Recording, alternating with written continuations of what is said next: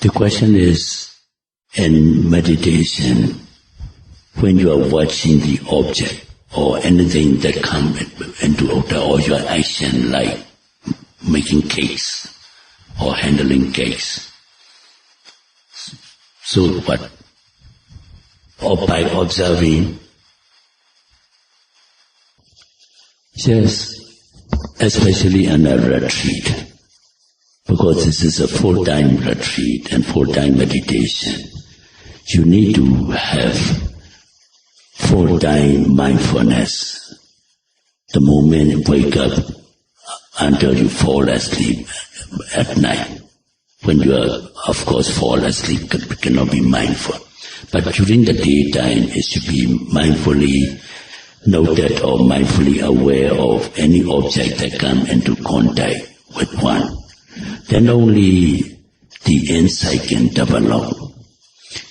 For example, it is given in commentaries, like before electricity days, when someone needs fire, one has to rub the two hard things like wood or anything.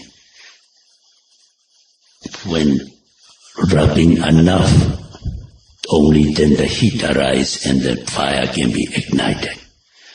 So you need constant, persistent rubbing of the two objects to get fire. So also meditation or mindfulness should be constant so that it can accumulate or it can develop the insight. Like a person striving for fire, if you do one or two rubbing, then stop. Then another one or two rubbing, stop. So it can produce no heat and you can get no fire. So the mindfulness noting should be constant and persistent. If no more question, let me elaborate some points in today's Dhamma talk. I hope you all understand about this talk. Here, if you can notice it, Buddha said, for seeing, he said, Date, Data Mabdam Bhavai. And seeing, just be seen. And Sudi, Sutta Madam Bhavai. And hearing, just be hearing.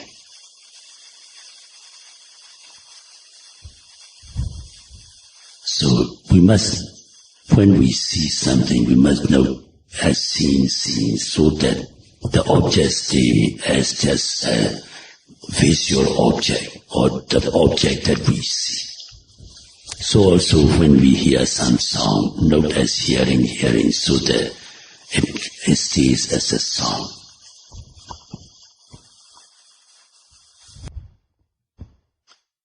And next three senses, smelling, tasting, and touching. And Buddha, these three collectively see as Muti, Muta, Madam, Bhavai. Paliwa Muti, Muta, Madam, Bhavai means those sense objects that come into contact with the sense basis. And these three collectively mentioned under one heading, Muti, Muta, Madam, Bhavai. And that is very interesting to note. For seeing and hearing, he used one each. Speech and seeing be seen, and hearing be hearing. But for smelling, tasting, and touching, he used the word Muti, Muta, Madam, Bhavai. Muta means those sense objects that come into contact with the sense base. Here, I hope you all understand, we have many times explained, and every morning we chant, Patijasmo Baradu, Ayatana. Ayatana means, what the world we call world means. We communicate with our environment, outside world, through these six sense organs. With the eye we see, with the ear we hear, with the nose we get the smell. With the mouth we get the taste, with the body we get tactile sensations, and with the mind, mental objects. The world means these only, what we experience through these sense organs. So that we call outside a sense object like sight, sound, smell, taste, tactile sensation, and mental object. These are external objects. And correspondingly with the sight and the eye, we have eye to see, ear to hear, nose to smell, mouth to taste, and body to touch. So these are we call 6 sense bases, because it is in our body. So with the object and the sense base, when they come into contact, then this seeing, hearing, smelling, consciousness arise. So that is how it we call ayatana. Ayatana means this sense base, external, outside sense object, and internal sense base. So these are corresponding pairs.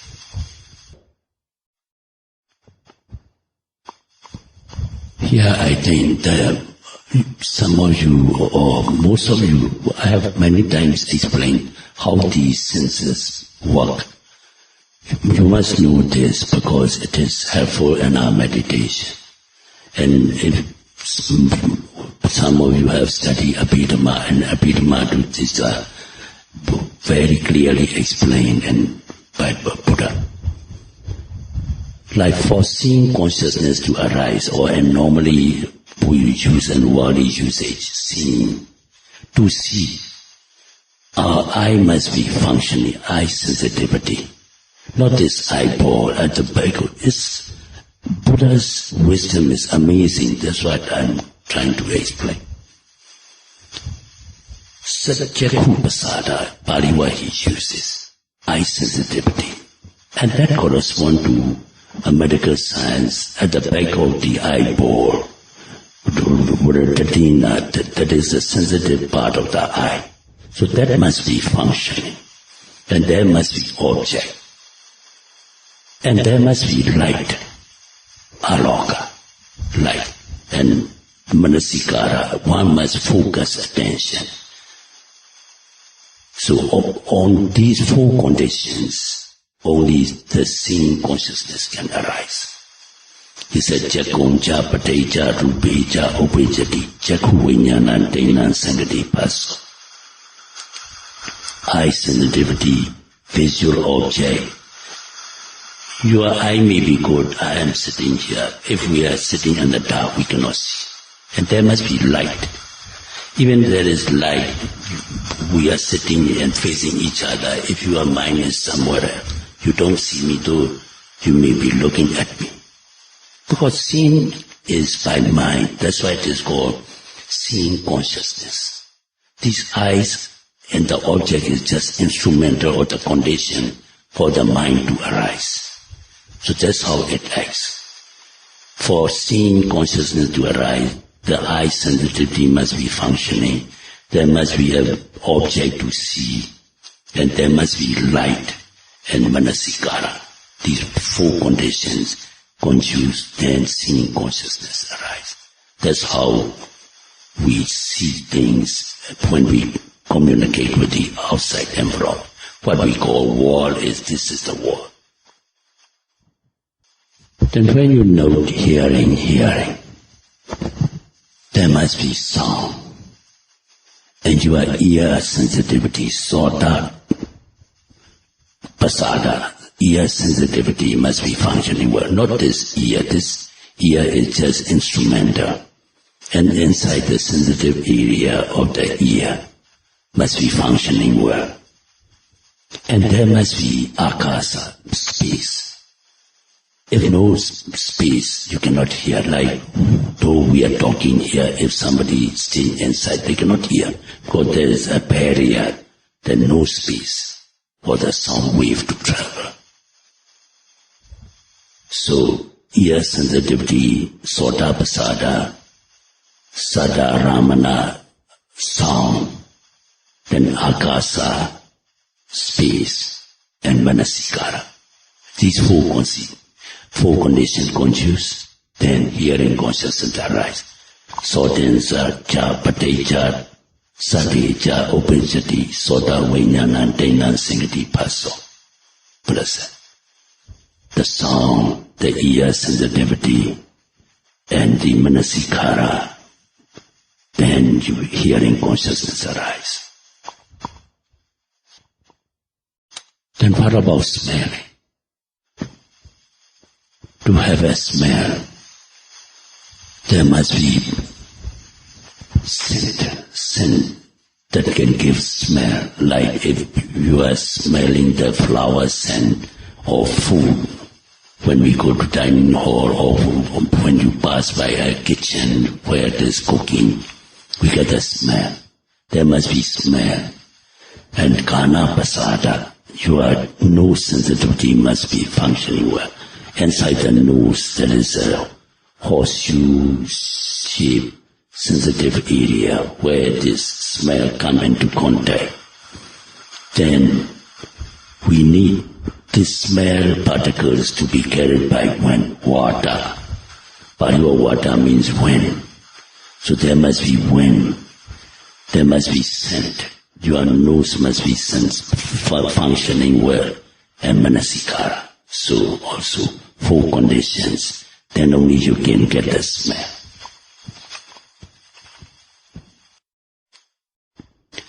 There must be essence of the taste. And kana, jiva pasada, the tongue sensitivity must be functioning well. And we need apo or water. That's why our mouth is always wet. Sometimes when a person is sick and high fever, when tongue is dry, they can get no taste. There must be water to dissolve the essence of the taste, so that it can come into contact with the taste buds. So, the essence, the tongue, sensitivity, water, and manasikara, four conditions conduce, then tasting consciousness arise.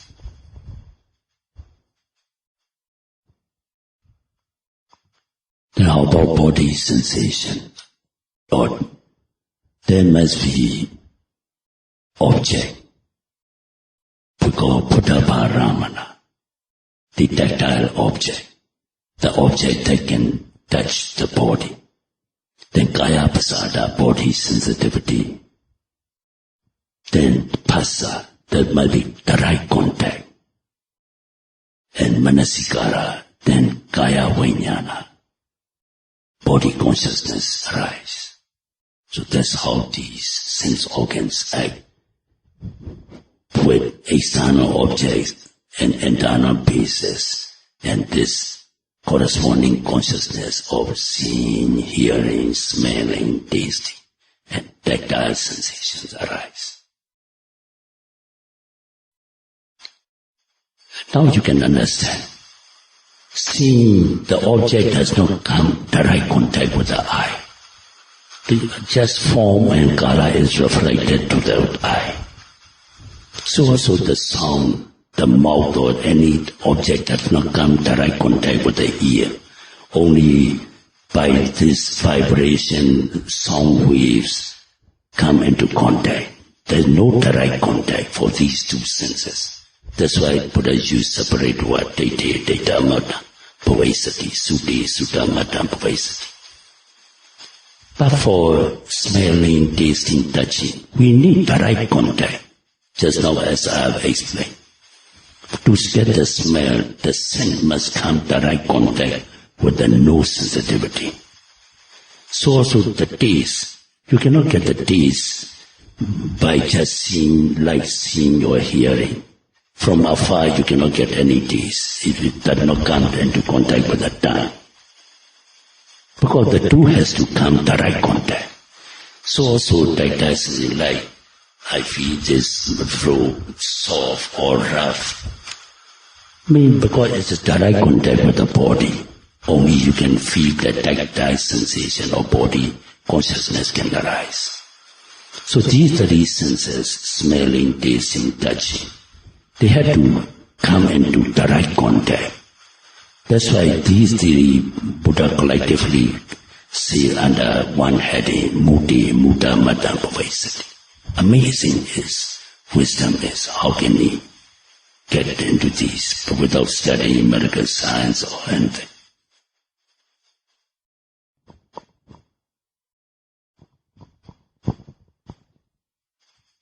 Another comment I would like to want to give is, so here the instruction is,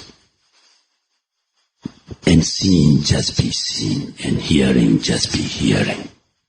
So how to meditate, and seeing just to be seen, or hearing and just to be hearing?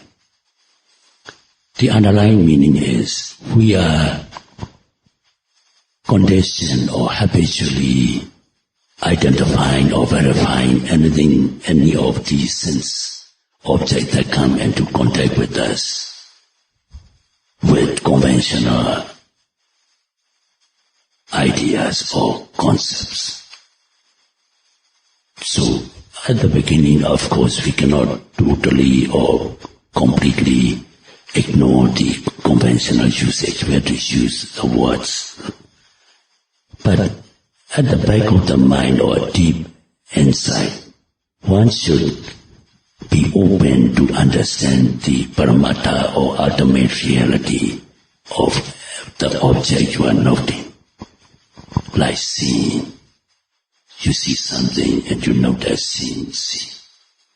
So we immediately identify, we are conditioned to identify, maybe call it instinctive, as an instinct. We identify as either a human being or an animal.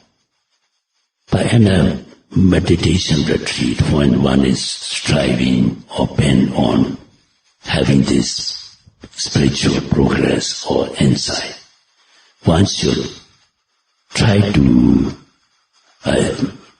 adapt to understand the paramata or ultimate reality as when you see something like just now I've explained. The scene is the visual object, and your eye, the visual object, what you see in your eye is rupa. The seeing consciousness that arises nama. First instinctive understanding should be rupa and nama, metta and the mind. Then because of this visual object in the eye, this is the cause, then seeing consciousness arises as a result. So cause and effect relationship. And so one seeing consciousness after another arising and passing away. This arising and passing away is more evident when you are noting the sound as hearing. So hearing too similarly, the sound and the ear is rupa, the hearing consciousness that arises nama, rupa and nama. Then the sound and the ear is the cause, hearing consciousness is the result, cause and effect relationship. And one sound after another arising and passing away. And with sound, this arising and passing away is very clear and vivid, like clock chiming. Ding, no more. Ding, no more. One ding you hear, just a split second hearing, then disappear. Then another ding arise. So, just and seeing be seen, hearing be hearing, what Buddha meant is to see on this paramata process or paramata phenomena of all the objects. If you cannot keep this paramata knowledge, then this mental defilements can arise. If you look as just only hearing, or a clock is chiming, so it's how many hours now. And in a worldly life you may have some appointment with somebody and the mind starts wandering. Or if hearing is unpleasant sound, the anger will arise, as we have talked in the motto. If the sound is pleasurable sound, then greed or craving will arise. So if you just note these ways, just rupa and nama, cause and effect, arising and passing away, no mental defilements can overwhelm your mind. So that is what is meant. Hearing, just be hearing means hearing. You should be just stick to Paramatha or ultimate reality rather than what we go along with the conventional sense of identifying as we are conditioned to it. So to differentiate between mind and matter, we have many times explained repeatedly. The rupa or the physical phenomena of the body or so-called a person or a being is just the two categories combined together, what we call psychophysical complex. This physical body and the mind. So physical body can be recognized by four characteristics or four elements that compose in this physical body. That is earth element, Prithvi Dhatu, water element, Apo Dhatu, heat element, Tejo Dhatu, and wind element, Vayu Dhatu. So by these four characteristics, when Prithvi Dhatu is solidity, because of this solidity we can occupy space and we can be felt or seen. Then Apo Dhatu is fluidity, cohesive property and trickling property. Then heat element is hot, cool and warm. Then Vayu Dhatu is element of motion. So by these four characteristics, we can identify this rupa or the physical part of the body.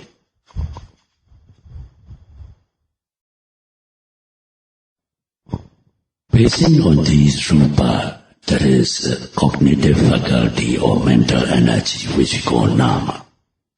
So nama, as I have often explained, nama or mind can be recognized by four categories.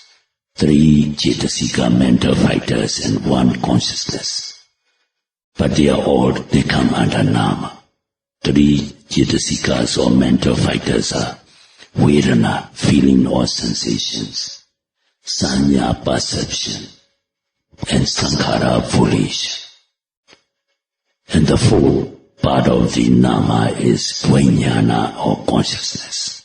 So these are 4 groups of mental that constitute nama, and 4 elements that constitute rupa. At least our meditators must be familiar with these phenomena or dharma, so that you can understand better and we can suppress those mental defilements that assail us.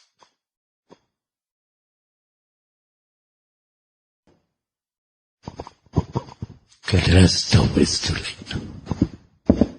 Idame punya Nibbanasa Pachayo Hotu Idame punya Yatinang Hotu Sukhita Hontu Nyatayo Imano Punya Bhagan Sabha Satana Tema Sadhu. May you all be happy. May you all be healthy. May you all be free from suffering. May you all attain eternal peace or nirvana in the shortest possible time. Sadhu.